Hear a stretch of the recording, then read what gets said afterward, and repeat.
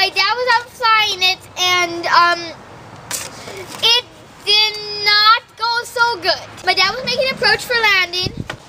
He made a classic error. He lost too much airspeed. He stalled the airplane, and it just fell out of the sky onto the runway. Woo!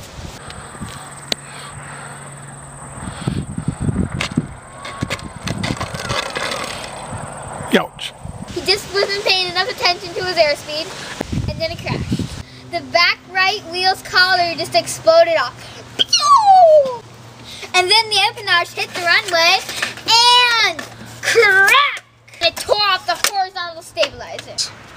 And another talking with the wheel, front wheel got bent. Just in case you thought, my dad got a huge Z-bender for $59.95, and luckily this will be easy to fix. Just some hot glue and it'll be back on in no time. Our landing gear is a different problem. We land on a hill, so sometimes we're coming in too fast and it's coming down too hard. So we're really the smushing people on landing planes. And this time we completely destroyed the landing gear on this plane.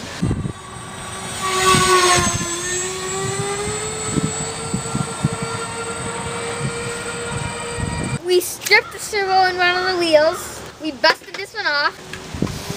First we broke off the front landing gear.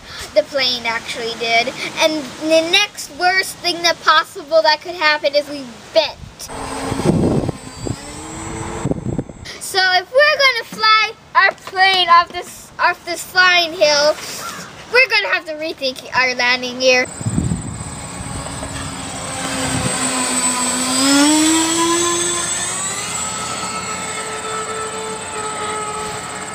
So we might make some homemade, heavier landing gear for it.